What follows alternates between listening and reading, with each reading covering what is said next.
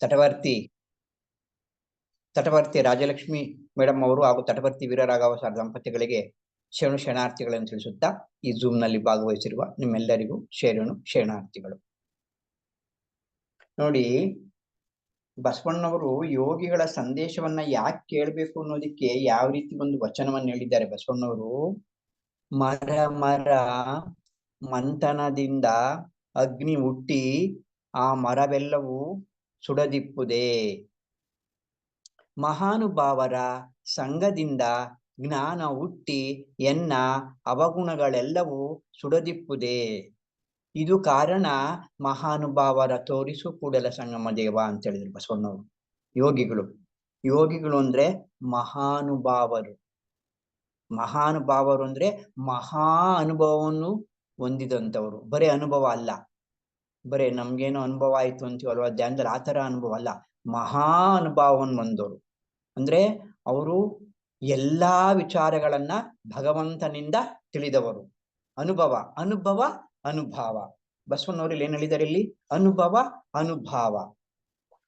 ಅನುಭವ ಅಂತಂದ್ರೆ ಯೋಗೀಶ್ವರರು ಲೌಕಿಕ ಜೀವನದಲ್ಲಿ ಬಂದಂತ ಅನುಭವವನ್ನ ಒಂದ್ ಪಾಯಿಂಟ್ ತಗೊಂಡು ಆ ಪರಮಾತ್ಮನಿಂದ ಅಥವಾ ಮಾಸ್ಟರ್ಸ್ ಇಂದ ಬಂದಂತಹ ಅನುಭವ, ಅದು ಆ ಪರಮಾತ್ಮನಿಂದ ಬಂದಂತ ಮೆಸೇಜು ಅಂತಂದ್ರೆ ಅಲ್ಲಿಂದ ಹಾಸ್ಟೆಲ್ ಮಾಸ್ಟರ್ಸ್ ಇರ್ತಾರಲ್ವ ನಮ್ಗೆ, ಆ ಹಾಸ್ಟೆಲ್ ಮಾಸ್ಟರ್ಸ್ ಇಂದ ಬಂದಂತಹ ಅನುಭವವನ್ನ ಎರಡು ತೆಗೆದುಕೊಂಡು ವಚನಗಳನ್ನಾಗಿ ಮಾಡಿದ್ರು ಬಸವಣ್ಣವರು. ಅದಕ್ಕೆ ಏನ್ ಹೇಳ್ತಾರೆ ಬಸವಣ್ಣವರು? ಯೋಗೀಶ್ವರರನ್ನ ತೋರ್ಸಪ್ಪ ನನಗೆ ಅಂತ ಹೇಳ್ತಾರೆ ಬಸವಣ್ಣನೇ ಯೋಗೀಶ್ವರರು, ಬಸವಣ್ಣನೇ ಮಹಾಯೋಗಿ, ಮಹಾನುಭಾವ. ಆದ್ರೂ ಏನ್ ಹೇಳ್ತಾರೆ? ನನಗೆ ಯೋಗೀಶ್ವರನ್ನ ತೋರಿಸು. ಆ ಯೋಗೀಶ್ವರರನ್ನ ತೋರ್ಸುದ್ರೇನೆ ನನಗೆ ಎನ್ನಲ್ಲಿರ್ತಕ್ಕಂಥ ಅವಗುಣಗಳು ಸುಡದಿಪ್ಪುದೇ. ಅಂದ್ರೆ ಇಲ್ಲಿ ಮರ ಮಂಥನದಿಂದ ಅಂದ್ರೆ ಒಂದು ಮರ ಇನ್ನೊಂದು ಮರ ಸೇರಿದ್ರೆ ಏನಾಗುತ್ತೆ? ಅಗ್ನಿ ಹುಟ್ಟುತ್ತೆ. ಆ ಅಗ್ನಿ ಹುಟ್ಟಿದಾಗ ಏನಾಗುತ್ತೆ? ಮರ ಸುಟ್ಟೋಗುತ್ತೆ. ಮರ ಮಂಥನದಿಂದ ಅಗ್ನಿ ಹುಟ್ಟಿ ಆ ಮರವೆಲ್ಲವೂ ಸುಡದಿಪ್ಪುದೇ ಅಲ್ವಾ? ಆ ರೀತಿಯಾಗಿ ಮಹಾನುಭಾವರ ಸಂಘದಿಂದ ಜ್ಞಾನ ಹುಟ್ಟಿ ಎನ್ನ ಅವಗುಣಗಳೆಲ್ಲವೂ ಸುಡದಿಪ್ಪುದೆ. ಅಂದ್ರೆ ಮಹಾನುಭಾವರ ಸಂಘ ಅಂದ್ರೆ ಯೋಗೀಶ್ವರರ ಸಂದೇಶಗಳನ್ನ ಕೇಳಿ, ಯೋಗೀಶ್ವರರ ಸಂಘವನ್ನು ಮಾಡಿ, ಯೋಗೀಶ್ವರರು ಏನು ಕ್ಲಾಸ್ ಹೇಳಿರ್ತಾರಲ್ವಾ, ಯೋಗೀಶ್ವರರ ಸಂದೇಶ ಆ ಕ್ಲಾಸ್ಗಳನ್ನ ಕೇಳಿದಾಗ ಜ್ಞಾನ ಹುಟ್ಟಿ ನಮ್ಗೆ ಜ್ಞಾನ ಹುಟ್ಟುತ್ತೆ. ಅಂದ್ರೆ ಜ್ಞಾನ ಹುಟ್ಟಿದ್ರೇನೆ ನಮ್ಮಲ್ಲಿ ಅವಗುಣಗಳು ಸಾಯೋದು. ಜ್ಞಾನಾಗ್ನಿದಗ್ಧಂ ಕರ್ಮಾಣಂ ಅಂತ ಹೇಳಿದ್ದಾನೆ ಕೃಷ್ಣ ಭಗವದ್ಗೀತೆಯಲ್ಲಿ. ಜ್ಞಾನಾಗ್ನಿದಗ್ಧಂ ಕರ್ಮಾಣಂ, ಜ್ಞಾನ ಇಲ್ದ ಇದ್ರೆ ನಮ್ಮ ಕರ್ಮಗಳು ಸಾಯೋದಿಲ್ಲ. ಕೃಷ್ಣ ಹೇಳಿರೋದು ಇಲ್ಲಿ. ಕೃಷ್ಣ ಜ್ಞಾನ ಮಂತ್ರದಿಂದ ಅಂತಲಾಗಿ ಪೂಜೆಯಿಂದ ಕೃಷ್ಣ ಎಲ್ಲಿ ಹೇಳಿಲ್ಲ. ಅದಕ್ಕೇನು? ಜ್ಞಾನ. ಈ ಜ್ಞಾನವನ್ನ ಸಂಪಾದನೆ ಮಾಡ್ಕೋಬೇಕು ನಾವು. ಜ್ಞಾನವನ್ನು ಸಂಪಾದನೆ ಮಾಡ್ಕೋಬೇಕು ಅಂದ್ರೆ ಜ್ಞಾನ ಇಲ್ಲಿ ಹುಟ್ಟುವಾಗ ಎಲ್ಲರೂ ಜ್ಞಾನಿಗಳಾಗಿಯೇ ಹುಟ್ಟೋದಕ್ಕೆ ತಾಯಿ ಗರ್ಭದಲ್ಲಿ ಜನ್ಮ ತಗೊಳ್ಬೇಕಾದ್ರೆ ಜ್ಞಾನಿ ತಾಯಿ ಹೊಟ್ಟೆ ಒಳಗೆ ಏನು ನಾವೇನ ಪ್ರಣಾಳಿಕೆ ಅಲ್ವಾ? ಆ ಪ್ರಣಾಳಿಕೆಯನ್ನ ನಾವು ತಾಯಿ ಗರ್ಭದಿಂದ ಈ ಕಡೆ ಬಂದ್ಮೇಲೆ ಅಂಬಲಿಕಲ್ ಕಾರ್ಡ್ ಇರುತ್ತಲ್ವಾ, ಅದನ್ನ ಕಟ್ ಮಾಡ್ಮೇಲೆ ಮರ್ತೋಗ್ಬಿಟ್ಟಿದೀವಿ ಸಹಜವಾಗಿ. ಆ ಮರ್ತೋಗಿರೋದನ್ನ ಮತ್ತೆ ನಮ್ಗೆ ಜ್ಞಾಪಕ ಮಾಡುವುದಕ್ಕೆ ಯೋಗೀಶ್ವರರು ಅವತಾರ ತಗೊಳ್ತಾರೆ. ಯೋಗೀಶ್ವರರು ಪತ್ರಿಜಿಯವರು, 12ನೇ ಶತಮಾನದ ಬಸವಣ್ಣನವರು, ಗೌತಮ ಬುದ್ಧರು, ಮಹಾವೀರರು, ಮಹಾತೌರ್ ಬಾಬಾಜಿ, ಸಾಯಿಬಾಬಾ, ಶಿರ್ಡಿ ಸಾಯಿಬಾಬಾ, ಸತ್ಯ ಸಾಯಿಬಾಬಾ, ನಮ್ಮ ಪತ್ರಿಜಿಯವರು ಏನೂ ಕಡಿಮೆ ಅಲ್ಲ. ಪತ್ರಿಜಿಯವರು ಕೂಡ ಯೋಗೀಶ್ವರರೇ. ಅವರೆಲ್ಲರೂ ಅವತಾರ ತೆಗೆದುಕೊಂಡು ಬಂದವರು. ಅವರು ಯೋಗೀಶ್ವರರಾಗಿ ನಮ್ಗೆ ಸಂದೇಶ ಕೊಡೋದಿಕ್ಕೆ. ಇಲ್ಲಿ ಜನ್ಮ ಬೇರೆ, ಅವತಾರ ಬೇರೆ. ಜನ್ಮ ಅಂತಂದ್ರೆ ನಾವು ಇಲ್ಲಿ ಬಂದು ಜನ್ಮ ತಗೊಂಡು ಎಷ್ಟು ಸಾಧ್ಯವೋ ಅಷ್ಟು ಬರೇ ಪ್ರಾಪಂಚಿಕ ಜೀವನವನ್ನು ಅನುಭವಿಸ್ತಾ ಇದ್ದೀವಲ್ವಾ, ನಾವೆಲ್ಲ ಜನ್ಮ ತಗೊಂಡು ಬಂದಿರೋರು. ಏನಕ್ಕೆ?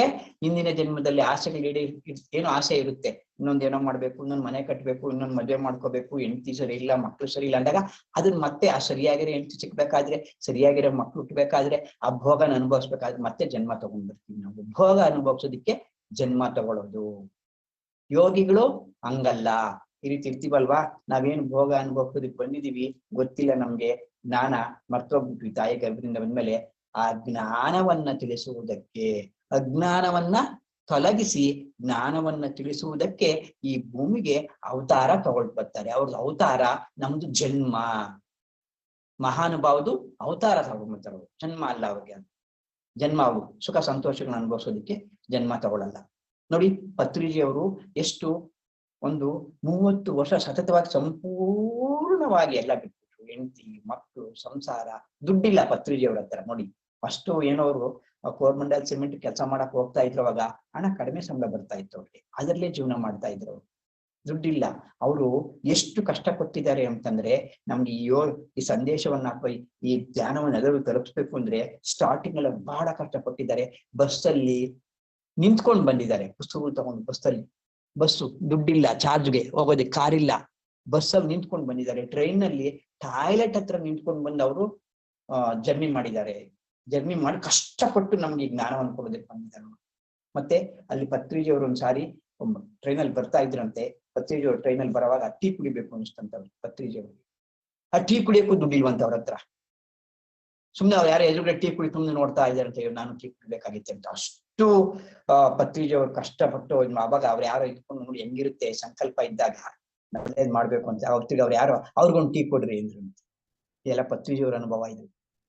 ಅವ್ರು ಟೀ ಕುಡಿದ್ರಂತವ್ರು. ಆ ರೀತಿಯಾಗಿ ಕಷ್ಟಪಟ್ಟು ಒಬ್ಬರಿಗೆ ಹೇಳ್ಕೊಟ್ಟಿದ್ದಾರೆ ಧ್ಯಾನ ಪತ್ರಿಜಿಯವರು. ಒಬ್ರಿಗೆ ಹೋಗಿ ಧ್ಯಾನ, ಒಂದೂರ್ಗೆ ಹೋಗಿ ಒಬ್ರಿಗೆ ಧ್ಯಾನ ಹೇಳ್ಕೊಟ್ಟು ಬಂದವ್ರು. ಒಬ್ರು ಯಾರೋ ಪತ್ರಿಜಿಯವ್ರ ಹತ್ರ ಸೊಪ್ಪು ಮಾರೋರು ಬಂದಿದ್ರಂತೆ. ಸೊಪ್ಪು ಮಾರಿದ್ರೆ ಆ ಸೊಪ್ಪು ತರಕಾರಿ ತಗೊಂಡ್ಬಂದಿರಂತೆ.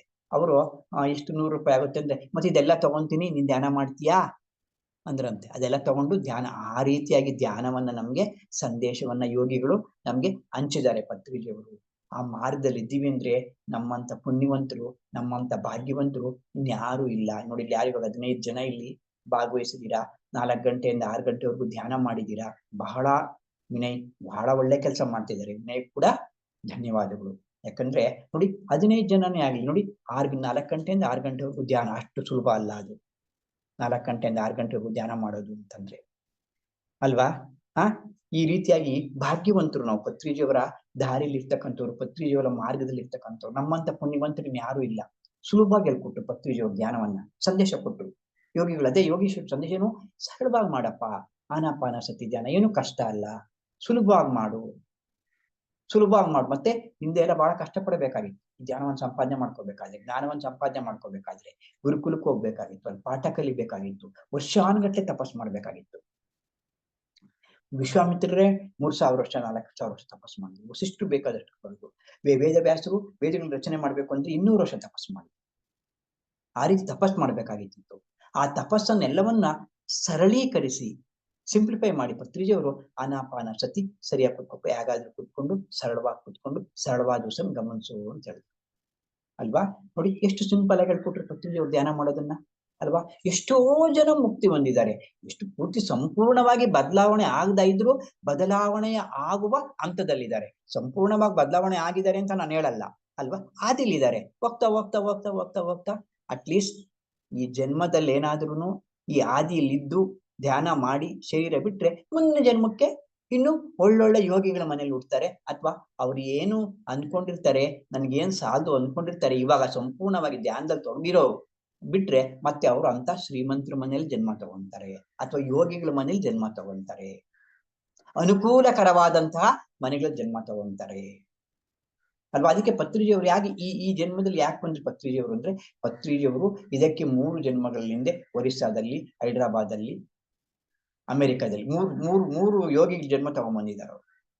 3 ಇದು ಬ್ರಾಹ್ಮಣರ ಮನೇಲಿ ಹುಟ್ಟಿದ್ದಾರೆ ಇವರು. ಪ್ರತಿಯೊಂದು ಜಾತಿಲಿ, ಅದಕ್ಕೆ ಹೇಳ್ತಾರೆ ಪತ್ರಿಜಿಯವರು ಏನ್ ಹೇಳ್ತಾರೆ, ನಾವು ಪ್ರತಿಯೊಂದು ಜಾತಿಲಿ ಹುಟ್ಟು ಬಂದಿದ್ದೀವಿ. ಪ್ರತಿಯೊಂದು ಹೆಣ್ಣು ಗಂಡು ಕಡಿಮೆ ಜಾತಿಲಿ ಬಂದಿದ್ದೀವಿ, ಜಾಸ್ತಿ ಕಡಿಮೆ ಜಾತಿಲಿ ಹೆಣ್ಣು ಗಂಡು ದೊಡ್ಡ ಕಪ್ಪಗೆ ಬೆಳ್ಳಗೆ ಏನು ಇವಾಗ ಕಪ್ಪಿದೀವಿ, ಹಿಂದಿನ ಜನ್ಮದಲ್ಲಿ ಬೆಳ್ಳಗೆ ಹುಟ್ಟಿದೀವಿ, ಎಲ್ಲವನ್ನೂ ಅನುಭವ ಪಡ್ಕೊಂಡು ಬಂದಿದ್ದೀವಿ. ಎಲ್ಲವೂ ಅನುಭವ ಪಡ್ಕೊಳ್ಳೋದಕ್ಕೆ ಮಾತ್ರನೇ ಈ ಜನ್ಮಗಳು.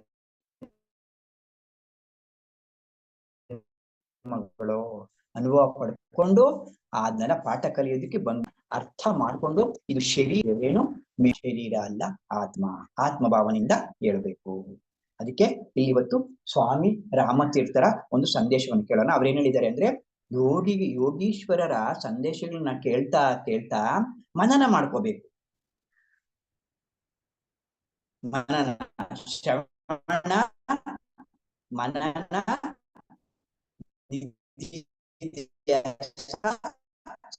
ಸಾಕ್ಷಾತ್ಕಾರ. ಯೋಗೀಶ್ವರರ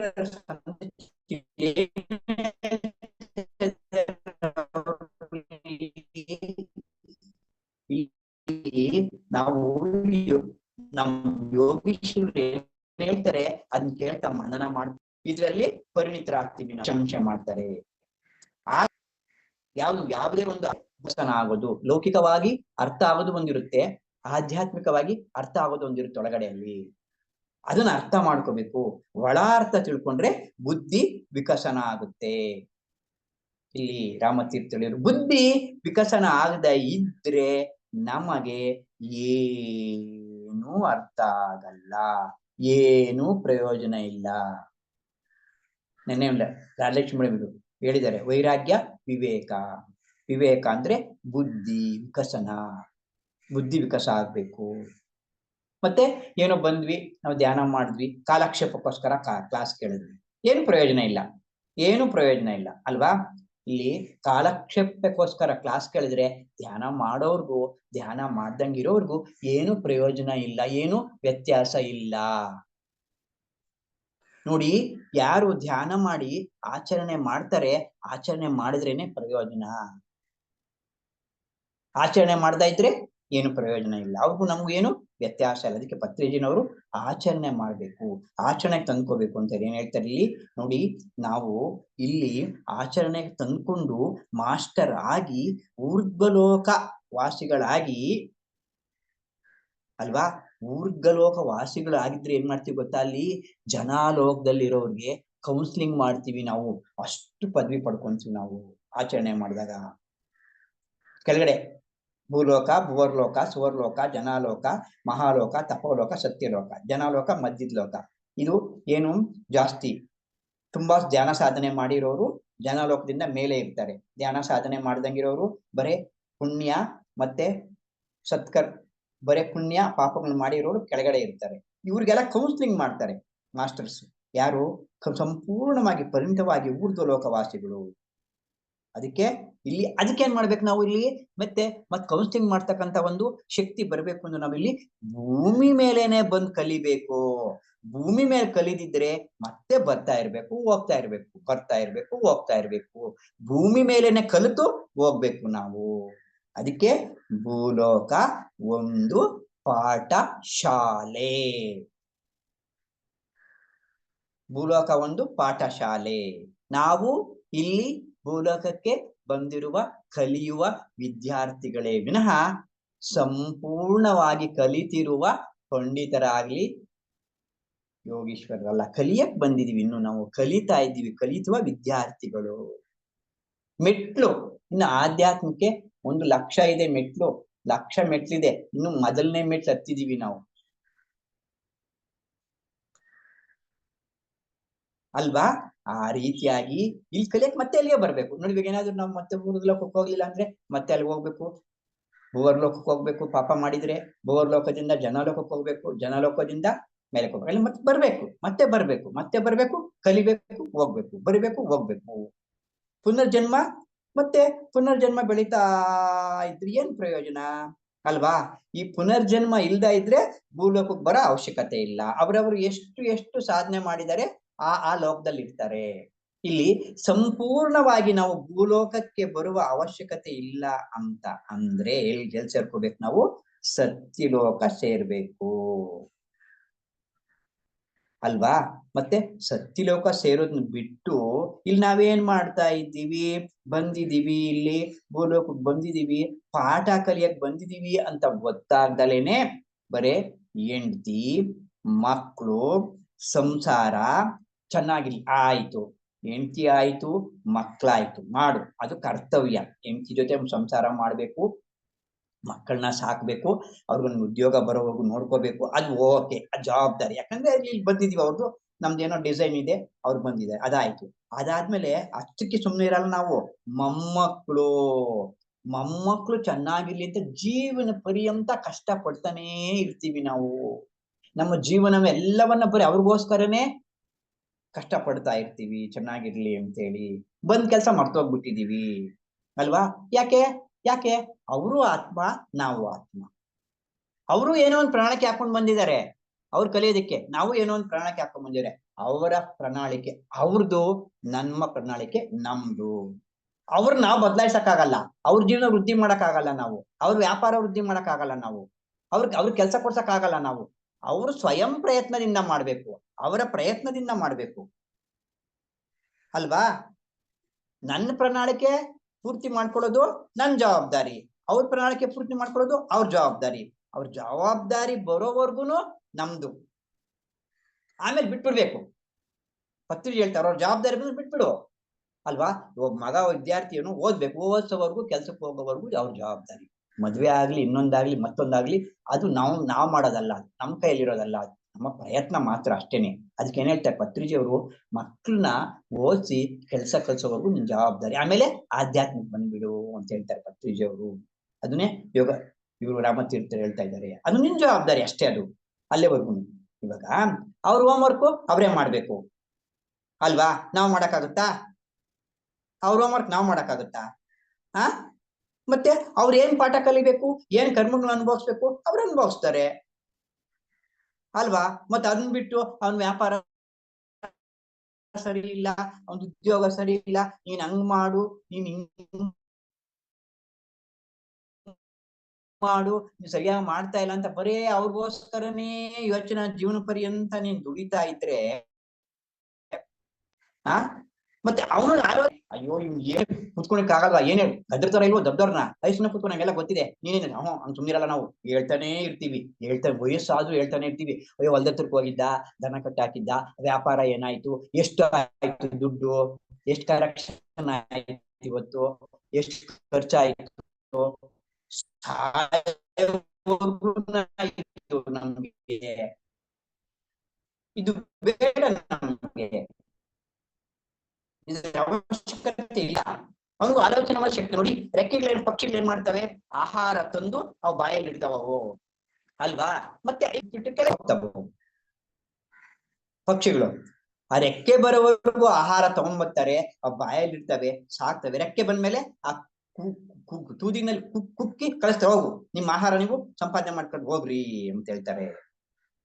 ಆದ್ರೆ ಮನುಷ್ಯ ಹಂಗಲ್ಲ, ಎಷ್ಟು ಮೇಜರ್ ಆದ್ರೂ ಅವನ ಜೊತೆಲೇ ಇರೋದು ತಪ್ಪು. ಮೇಜರ್ ಆದ್ಮೇಲೂ ಕೂಡ ಮದುವೆ ಮಾಡ್ಕೊಳ್ತಾರೆ, ಅವ್ರ ಮಟ್ಟಿಗೆ ಅವ್ರು ಇರ್ತಾರೆ, ಬೇರೆ ಸಂಸಾರ ಮಾಡ್ಕೊಳ್ತಾ ಇರ್ತಾರೆ. ಆದ್ರೂ ಅವನ ಬಗ್ಗೆ ಯೋಚನೆ ಮಾಡೋದು ಏನು, ಅಯ್ಯೋ ಎಲ್ಲಾ ಸರಿ ಕಣ್ರಿ, ನನ್ ಮಗ ಸರಿ ಇಲ್ಲ, ಅವ್ನಿಗೇನೋ ಹಂಗಾಗಿದೆ, ಅವ್ನಿಗೆ ಹೆಂಡತಿ ಸರಿ ಇಲ್ಲ, ಹೆಂಡತಿ ಹಿಂಗಾದ್ಲು, ಮಕ್ಳು ಹಿಂಗಾದ್ರು ಅಂತ ಅದ್ರ ಬಗ್ಗೆನೇ ಚಿಂತೆ ಮಾಡ್ತಾ ಇರ್ತೀವಿ ನಾವು ಅಲ್ವಾ? ಮತ್ತೆ ಅವ್ರ ಪ್ರಣಾಳಿಕೆ ಅವ್ರು ಬಂದಿದ್ದಾರೆ, ಅವ್ರ ಕರ್ಮದ ಲೆಕ್ಕದಲ್ಲಿ ಬಂದಿದ್ದಾರೆ. ಯಾರು ಏನು ಕರ್ಮವನ್ನು ಮಾಡಿರ್ತಾರೆ ಆ ಕರ್ಮವನ್ನು ಅನುಭವಿಸ್ಬೇಕು ಅವ್ರು. ಇಲ್ಲಿ ಒಬ್ಬರನ್ನ ಒಂದೇ ಮನೆಯಲ್ಲಿ 4 ಜನ ಗಂಡ್ಮಕ್ಳು ಇರ್ತಾರೆ, ಒಂದೇ ತಾಯಿ ಹುಟ್ಟಿರೋರು, ಆದ್ರೂ ಒಂದೇ ಸಮ ಇರಲ್ಲ. ಅವರು ಗುಣನೂ ಒಂದೇ ಸಮ ಇರಲ್ಲ, ಕೆಲ್ಸಗಳು ಒಂದೇ ಸಮ ಇರಲ್ಲ. ಇವಾಗ ಯಾರು MLA ಆಗಿರೋ ಮಗ MLA ಒಬ್ರು ಯಾರೋ ಆಗಿರ್ಬೋದು, ಆಗ್ಬೇಕು ಅಂತ ಏನಿಲ್ಲ. SP ಮಗ SP ಆಗ್ಬೇಕು ಅಂತ ಏನಿಲ್ಲ. ಅವ್ರವ್ರ ಪ್ರಣಾಳಿಕೆ ಅವ್ರದ್ದು, ಇವ್ರವ್ರ ಪ್ರಣಾಳಿಕೆ ಇವ್ರದ್ದು. ಅವ್ರ ಪಾಠ ಕಲಿಯಕ್ಕೆ ಅವ್ರು ಬಂದಿದ್ದಾರೆ, ಇವ್ರ ಪಾಠ ಕಲಿಯಕ್ಕೆ ಇವ್ರು ಬಂದಿದ್ದಾರೆ. ಅವ್ರ ಕರ್ಮಾನುಸಾರ ಅವ್ರ ಜನ್ಮ ತಗೊಂಡ್ ಬಂದಿದ್ದಾರೆ, ನಮ್ ಕರ್ಮಾನುಸಾರ ನಾವು ಜನ್ಮ ತಗೊಂಡ್ ಬಂದಿದೀವಿ ಅಲ್ವಾ? ಆ ಪ್ರಣಾಳಿಕೆ ಲೆಕ್ಕದಲ್ಲಿ ಬಂದಿದೀವಿ. ಅದರಿಂದ ನಾವು ಆ ಪಾಠ ಕಲಿತು ಜ್ಞಾನವನ್ನ ಸಂಪಾದನೆ ಮಾಡ್ಕೋಬೇಕು. ಎಷ್ಟು ಉನ್ನತ ಲೋಕಗಳನ್ನ ಸಂಪಾದನೆ ಮಾಡ್ಕೊಂಡ್ರೆ ಅಷ್ಟು ಯೋಗೀಶ್ವರರು. ಅಲ್ಲಿಗೆ ಕೃಷ್ಣ ಹೇಳಿದಾನಲ್ವಾ, ಪತ್ನಿ ಹೇಳಿದ್ದಾರೆ, ಕೃಷ್ಣ ಹೇಳಿದಾನೆ, ಪಾಠಗಳನ್ನ ಕಲಿತು ಜ್ಞಾನ ಸಂಪಾದನೆ ಮಾಡ್ಕೊಳ್ಳಿ. ಬರೇ ಧ್ಯಾನ ಮಾಡಿದ್ರೆ ಸಾಕಾಗಲ್ಲ, ಧ್ಯಾನದಿಂದ ಜ್ಞಾನ ಅಂತ ಹೇಳಿದ್ದಾರೆ ಪತ್ರಿಜಿಯವರು. ನಾವೇನ್ ಅನ್ಕೊಂಡಿದೀವಿ, ಧ್ಯಾನ ಅಂದ್ರೆ ಏನೋ ರೋಗಗಳು, ಆಸೆ ಜಾಸ್ತಿ 99% ಇಲ್ಲಿ ಏನಾಗಿದೆ ನಮ್ಮ ಸೊಸೈಟಿನಲ್ಲಿ ಅಂದ್ರೆ ಎಲ್ಲರೂ ರೋಗಗಳಿಗೋಸ್ಕರ ಮತ್ತೆ ಭೋಗಕ್ಕೋಸ್ಕರನೇ ಧ್ಯಾನ ಮಾಡ್ತಾ ಇದ್ದಾರೆ ಅಲ್ವಾ. ಅದಲ್ಲ, ಪತ್ರಿಜಿ ಹೇಳಿದರು, ಏನ್ ಹೇಳಿದ್ರು, ಧ್ಯಾನದಿಂದ ಜ್ಞಾನ ಅಂತ ಹೇಳಿದ್ದಾರೆ. ಸಮಯವೇ ಸಾಧನೆ, ಶ್ವಾಸವೇ ಗುರು, ಸಮಯವೇ ಸಾಧನೆ, ಸಹನೆಯೇ ಪ್ರಗತಿ, ಅನುಭವವೇ ಧ್ಯಾನ, ಧ್ಯಾನದಿಂದ ಜ್ಞಾನ, ಜ್ಞಾನದಿಂದ ಮುಕ್ತಿ ಅಂತ ಹೇಳಿದರೆ. ಇಲ್ಲಿ ಜ್ಞಾನ ಸಂಪಾದನೆ ಮಾಡ್ದಂಗೆ ನಾವೆಷ್ಟು ದಿನ ಧ್ಯಾನ ಮಾಡಿದ್ರು ಏನು ಪ್ರಯೋಜನ ಇಲ್ಲ. ಇನ್ನ ಜ್ಞಾನ ಸಂಪಾದನೆ ಮಾಡೋದು ಅಂದ್ರೆ ಏನು, ಪ್ರಾಪಂಚಿಕ ಮೇಲಿನ ಆಸೆಗಳನ್ನ ಕಡಿಮೆ ಮಾಡಿಕೊಂಡು ಆತ್ಮದತ್ತ, ಆಧ್ಯಾತ್ಮ ಕಡೆ ಒಲವು ತೋರಿಸೋದು, ಆಧ್ಯಾತ್ಮನ ತಿಳ್ಕೊಳ್ಳೋದು, ಜ್ಞಾನ ಸಂಪಾದನೆ ಮಾಡ್ಕೊಳ್ಳೋದು ಅಂದ್ರೆ ನನ್ನ ಶರೀರ ಅಲ್ಲ ಆತ್ಮ ಅನ್ನೋ ಭಾವನೆಯಿಂದ ಕಡಿಮೆ. ಎಷ್ಟು ನಾವು ನೋಡಿ 20% ಪ್ರಾಪಂಚಿಕ ಕಡಿಮೆ ಮಾಡಿದ್ರೆ 20% ಆಧ್ಯಾತ್ಮ ಬರುತ್ತೆ ಅಷ್ಟೇ. 40% ಪ್ರಾಪಂಚಿಕ ಬಿಟ್ರೆ ಪ್ರಾಪಂಚಿಕ ಆಧ್ಯಾತ್ಮ 40% ಬರುತ್ತೆ. 60% ಪ್ರಾಪಂಚಿಕ ಬಿಟ್ರೆ 60% ಆಧ್ಯಾತ್ಮ ಬರುತ್ತೆ. 80% ಪ್ರಾಪಂಚಿಕ ಬಿಟ್ರೆ 80% ಆಧ್ಯಾತ್ಮ ಬರುತ್ತೆ. 100% ಪ್ರಾಪಂಚಿಕ ಬಿಟ್ರೆ 100% ಆಧ್ಯಾತ್ಮ. ಅವಾಗ ಯೋಗೀಶ್ವರರ ಆಗ್ತೀವಿ ನಾವು. ನೀವೇನು ಇವಾಗ ಸಂಸಾರ ಬಿಡ್ರಿ ಅಂದ್ರೆ ಆಮೇಲೆ ಹೋಗ್ತಾ ಪತ್ರಿಜಿ ಅವ್ರು ಏನ್ ಮಾಡಿದ್ರು, ಹೆಂಡತಿನೂ ಇದ್ರು, ಮಕ್ಕಳು ಇದ್ರು, ಎಲ್ಲ ಆಯ್ತು. ಸ್ವಲ್ಪ ತುಂಬಾನೇ ಬೇಗನೆ ಅವರು ಸಂಪೂರ್ಣ 100% ಪ್ರಾಪಂಚಿಕ ಬಿಟ್ಬಿಟ್ರು. ಅವರು ಪ್ರಾಪಂಚಿಕ ಅಂದ್ರೆ ಹೆಂಡತಿ, ಮಕ್ಕಳು, ಸಂಸಾರ, ಪರಿವಾರ ಎಲ್ಲಾರನ್ನ ಬಿಟ್ಬಿಟ್ರು ಪತ್ರಿಜಿ ಅವರು ಅಲ್ವಾ. ಎಲ್ಲಾರನ್ನು ಬಿಟ್ಬಿಟ್ರು. ಮತ್ತೆ ಅವ್ರೇನಾದ್ರು ಯೋಗೀಶ್ವರರಾದ್ರು ಪತ್ರಿಜಿ ಅವರು. ಮೊನ್ನೆ ಒಂದು ಸಂದೇಶದಲ್ಲಿ ಹೇಳಿದ್ದಾರೆ ಪತ್ರಿಜಿ ಅವರು, ಅವ್ರ ಮನೆ ವಿಚಾರನ ಹೇಳಿದ್ದಾರೆ. ಅವ್ರ ಮನೆಯಲ್ಲಿ ಅವ್ರ ಅಣ್ಣ ಹೋಗಿದ್ರೆ ಅಮೆರಿಕಾದಲ್ಲಿ ಇದ್ದಾರೆ ಅಂತ. ಅವ್ರ ಅಣ್ಣ ಬಹಳ ಇಂಟೆಲಿಜೆಂಟ್, ಪ್ರಾಪಂಚಿಕದಲ್ಲಿ ಬಹಳ ಜ್ಞಾನಿ, ಮೆಕ್ಯಾನಿಕಲ್ ಇಂಜಿನಿಯರ್, ಇವರಿಗೆ ಬಹಳ ಮಾರ್ಗದರ್ಶನಗಳು. ಅವ್ರು ಹೇಳಿದ್ರೆ ಅವ್ರ ಅಮೆರಿಕಕ್ಕೆ ಹೋಗಿದ್ರು ಅಂತ. ಅಲ್ಲಿ ಅಮೆರಿಕಲ್ಲಿ ಕಲ್ತ್ಕೊಂಡು ಹೋಗಿದ್ರು, ಏನೋ ಇವರು ಅಮೆರಿಕಕ್ಕೆ ಹೋದ್ರು ಅಂತ. ಅಲ್ಲಿ ಹೋದ್ರೆ ಅವ್ರ ಅಧ್ಯಾತ್ಮ ಇಲ್ಲ. ಅವ್ರ ಮನೆಗೆ ಹೋದ್ರೆ ಊಟ ಮಾಡಕ್ ಹೋದ್ರೆ ಅವ್ರ ಮನೆ ಇದ್ರಲ್ಲಿ ಫ್ರಿಡ್ಜ್ ಅಲ್ಲಿ ಮಾಂಸ ಇಟ್ಕೊಂಡಿದ್ದಾರೆ ಪತ್ರಿಜಿ ಅವರು. ಅವ್ರ ಅಣ್ಣ ಅವ್ರು ಹೇಳೋ ಇವ್ ತಕ್ಷಣ ಪತ್ರಿಜಿ ವಾಪಸ್ ಅವತ್ತೇ ಲಾಸ್ಟ್ ಅಂತೆ ಪತ್ರಿಜಿ ಅವರು. ಅವ್ರಿಗೆ ಏನ್ ಹೇಳಿದ್ರು, ಅವನು ಭೂಲೋಕ ಸ್ವರ್ಗಕ್ಕೆ ಹೋಗ್ತಾರೆ ಎಂದ್ರು. ಮಾಂಸ ತಿಂತಾ ಇದ್ದಾನೆ, ಹಿಂಸೆ ಮಾಡ್ತಾ ಇದ್ದಾನೆ. ಪತ್ರಿಜಿ ಅವರು ಹೇಳಿರೋದು ಎಕ್ಸ್ಪೀರಿಯನ್ಸ್ ಇದು. ಮಾಂಸ ತಿಂದ ಅವನು ಸ್ವರ್ಗಕ್ಕೆ ಹೋಗ್ತಾನೆ ಎಂದು ಅವ್ರ ಮನೆಯಲ್ಲಿ. ಆಮೇಲೆ ತಿರ್ಗಾ ಅವ್ರ ಅಕ್ಕ ಇದಾರಂತೆ. ಅವ್ರಕ್ಕ ಏನು ಮಾಂಸ ಏನ್ ತಿನ್ನಲ್ಲ, ಭಕ್ತಿ ಮಾರ್ಗ, ಗಂಟೆ ಅಳ್ಳಾಡ್ತಾಳೆ. ಅವಾಗ ಹೇಳಿದ್ರು ಪತ್ರಿಜಿ ಅವರು, ಗಂಟೆ ಅಳ್ಳಾಡ್ತಾಳೆ, ಪೂಜೆ ಮಾಡ್ತಾಳೆ. ನಾನೇನ್ ಧ್ಯಾನ ಅಂತ ಹೇಳಿದ್ರು ಕೇಳಲ್ಲ ಎಮ್ಮ, ಏನು ಕೇಳಲ್ಲ ಎಮ್ಮ. ಅವ್ರು ಕೇಳಲ್ಲ ಅವರು. ಅದಕ್ಕೆ ಆಮೇಲೆ ಹೋಗ್ತಾಳೆ ಭೂಲೋಕ, ಸುವರ್ಲೋಕ, ಪುಣ್ಯಲೋಕ ಸೇರ್ಕೊಂತಾಳೆ. ಮತ್ತೆ ಅವ್ರು ಇನ್ನೊಬ್ಬ ಅಕ್ಕ ಇದ್ರಂತೆ, ಅವ್ರು ಧ್ಯಾನ ಮಾಡ್ತಾರಂತೆ. ಅವ್ರು ಹೇಳಿದ್ರು ಧ್ಯಾನ ಮಾಡ್ತಾರೆ ಅಂದ್ರು. ಬರೀ ಧ್ಯಾನ ಮಾಡ್ತಾರೆ ಅವರು. ಬರೀ ಧ್ಯಾನ ಮಾಡಿ ಎಲ್ಲಿ ತಿಳ್ಕೊಂತಾರೆ, ತಪಲೋಕ ಸೇರ್ಕೊಂತಾರೆ. ಸುಮ್ಮನೆ ಧ್ಯಾನ. ಪತ್ರಿಜಿ ಅವ್ರು ಏನ್ ಮಾಡಿದ್ರು, ಧ್ಯಾನ ಮಾಡಿ ಜ್ಞಾನವನ್ನ ಸಂಪಾದನೆ ಮಾಡಿ ಜ್ಞಾನವನ್ನ ಹಂಚ್ತಾ ಇದ್ದಾರೆ. ಜ್ಞಾನವನ್ನ ಹಂಚ್ಬೇಕು. ಜ್ಞಾನವನ್ನ ಹಂಚಿದಾಗ ಎಲ್ಲಿ ಸೇರ್ಕೊಂತಾರೆ ಅವರು, ಸತ್ಯಲೋಕ ಸೇರ್ಕೊಂತೀನಿ ನಾನು. ಒಂದೇ ಮನೆಯಲ್ಲಿ ನೋಡಿ ಎಷ್ಟು ಡಿಫ್ರೆನ್ಸ್ ಇದೆ ಅಲ್ವಾ. ಅವ್ರವ್ರ ಪ್ರಣಾಳಿಕೆ ಅವ್ರವ್ರದ್ದು. ಅಲ್ಲಿ ಎಲ್ಲರೂ ಪಾಠ ಕಲಿಯಕ್ ಬಂದಿದೀವಿ. ಇಲ್ಲಿ ನಾವು ಪಾಠ ಕಲಿಯಕ್ ಬಂದಿದೀವಿ ಹೊರತು ಇಲ್ಲಿ ಯಾವುದೇ ಒಂದು ವಸ್ತು ನಾವು ಅನುಭವಿಸೋದಿಕ್ಕಿದೆಯೇ ಹೊರತು ಅದ್ ನಮ್ ಜೊತೆ ತಗೊಂಡೋಗಲ್ಲ ಅನ್ನೋ ಒಂದು ಭಾವನೆಯನ್ನು ಇಟ್ಟುಕೊಂಡು ನೀನು ಸಂಸಾರದಲ್ಲಿ ನಿರ್ಮಾಣ ಹೊಂದಬೇಕು. ಇದು ತಗೊಂಡೋಗಲ್ಲ, ನಾವೇನು ಹೆಂಡತಿನ ತಗೊಂಡೋಗಲ್ಲ, ಮಕ್ಕಳನ್ನ ತಗೊಂಡೋಗಲ್ಲ, ಆಸ್ತಿ ತಗೊಂಡೋಗಲ್ಲ, ಏನು ತಗೊಂಡೋಗಲ್ಲ. ಇದು ಗೊತ್ತಿದೆ. ಇದು ಗೊತ್ತಿದ್ರೂ ಕೂಡ ನಾವು ತಪ್ಪನ್ನು ಮಾಡ್ತಾ ಇದ್ದೀವಿ ನಾವು ಅಲ್ವಾ. ಆ ರೀತಿಯಾಗಿ ಮತ್ತೆ ಇದನ್ನ ಯಾಕೆ ಈ ಗುರುಗಳು, ಸದ್ಗುರುಗಳು ಬಂದು ನಮ್ಗೆ ಹೇಳ್ದಾಗ ಇದು ಬಂದಿದೀವಿ, ಈ ಮಾರ್ಗದಲ್ಲಿ ಬಂದಾಗ ಅದ್ರ ಮೇಲೆ ಜಾಸ್ತಿ ಫೋಕಸ್ ಮಾಡ್ಬೇಕು ನಾವು. ಅದ್ರ ಮೇಲೆನೇನೆ ಪ್ರಾಪಂಚಿಕದಲ್ಲಿ ಇದ್ದುಕೊಂಡೇನೆ ಅದ್ರಲ್ಲಿ ಫೋಕಸ್ ಮಾಡ್ಬೇಕು.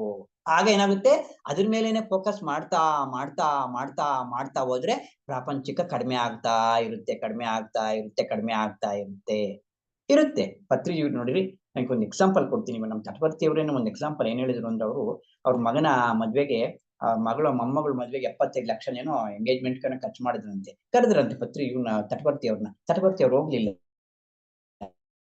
ನೋಡಿ, ಇದ್ದಾರೆ ಯೋಗೀಶ್ವರ ಮೆಸೇಜ್ ಕೇಳ್ಬೇಕು. ಅವೆಲ್ಲ ಮಾರ್ಗದರ್ಶನ ತಗೋಬೇಕು ನಾವು. ಅವ್ರು ಹೇಳಿದ್ರು, ನಾನು ಹೋಗ್ಲಿಲ್ಲ ಅಂದ್ರು. ಅವ್ರಿಗೆ ಫಿಕ್ಸ್ ಆಗಿತ್ತಂತೆ, ನೀವು ಕ್ಲಾಸ್ ಫಿಕ್ಸ್ ಆಗಿತ್ತಂತೆ ಅಂತ. ಅವರು ಇಲ್ಲ, ನಾನು ಕ್ಲಾಸ್ ಫಿಕ್ಸ್ ಮಾಡ್ಬಿಟ್ಟಿದೀನಿ. ಅದು ಅವ್ರಿಗೆ ಯಾವ್ದು ಆಧ್ಯಾತ್ಮಿಕ ಒತ್ತು ಕೊಟ್ರು. ಅವರಲ್ಲಿ ಇನ್ನೊಂದ್ಸತಿ ಯಾವಾಗ ನಾವು ಮಾತಾಡ್ಸ್ಕೊಂಡ್ ಬರ್ತೀನಿ ಅಂತಂದ್ರು ಅವರು. ನಾವೇನ್ ಮಾಡ್ತೀವಿ, ಆಧ್ಯಾತ್ಮ ಫಂಕ್ಷನ್ಗಳು ಏನಾದ್ರು ಇದ್ರೆ ಪ್ರಾಪಂಚಿಕ ಇದ್ಬಿಟ್ರೆ ಇದಕ್ಕೆ ಮರ್ತ್ ಬಿಡ್ತೀವಿ. ಈ ಕ್ಲಾಸ್ಗಳು ಮರ್ತ್ ಬಿಡ್ತೀವಿ, ಅಲ್ಲಿ ಹೊಟ್ಟೋಗ್ಬಿಡ್ತೀವಿ ನಾವು. ಏನು ಆಗಲ್ಲ ಅಲ್ಲಿ ಹೋಗ್ದ. ಇನ್ನೊಂದ್ಸತಿ ಯಾವಾಗಾದ್ರೂ ಮಾತಾಡ್ಸ್ಕೊಂಡ್ ಅಲ್ವಾ.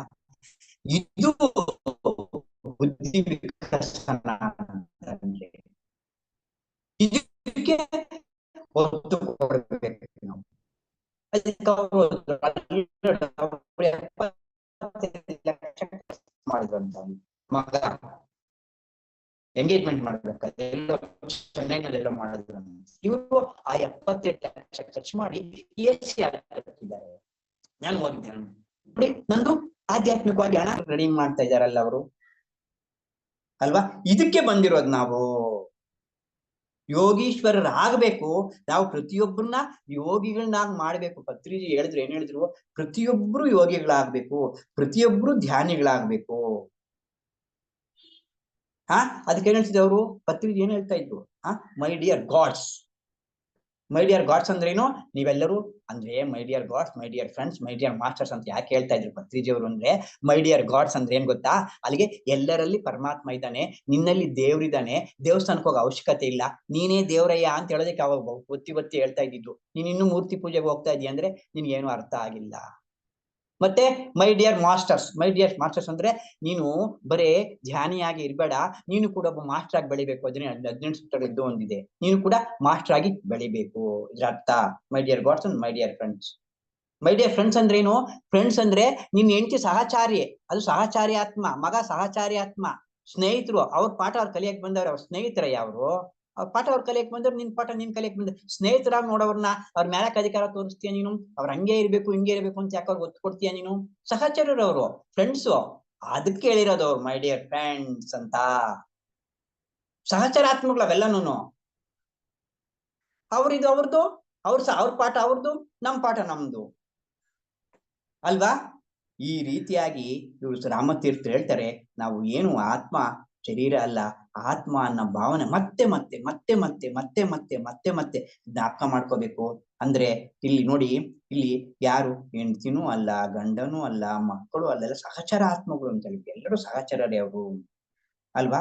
ಅದಕ್ಕೆ ನಾವು ಎಲ್ಲಾ ಧರ್ಮಗಳನ್ನ, ಸಂಘ ಧರ್ಮ